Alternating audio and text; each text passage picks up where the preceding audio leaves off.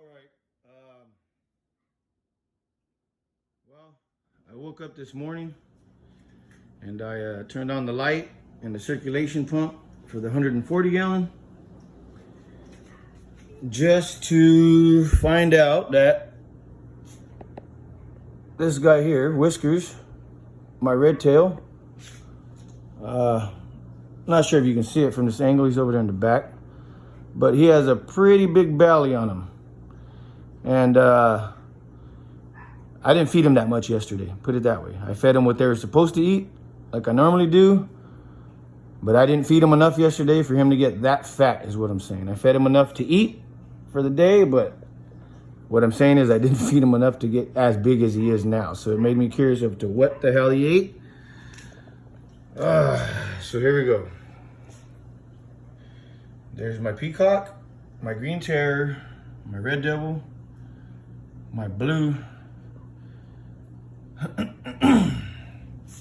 my blue flower horn, my jaguar, and I do not see my red frontosa. My red frontosa is missing, so we know where he is, and that is where he is, right there in that belly. And I'm afraid of this little guy Manny right here, because he's probably a bite size also.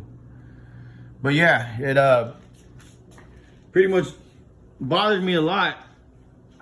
There's a long story of Opie, my red frontosa.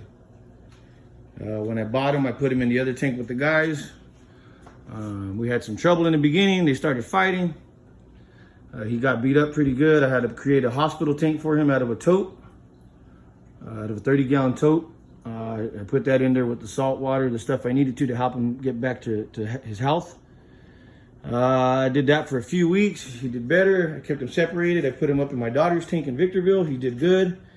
He started growing a little bit, getting his health back, and he was doing good up there for a few months. And then I recently, just last week, man, I feel bad. I brought him back down, put him in this tank, and he was doing good for about a week. And like I said, but that's the part of the hobby.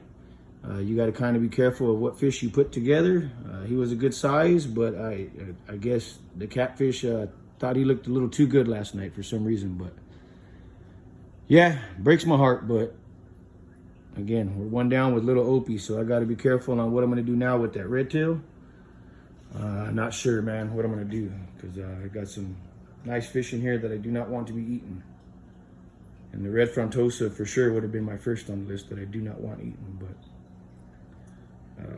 yeah, I'm going to have to play it safe now. I'm going to probably have to separate him, put him in the other tank for now, and go from there. But, all right. Have a good one, guys.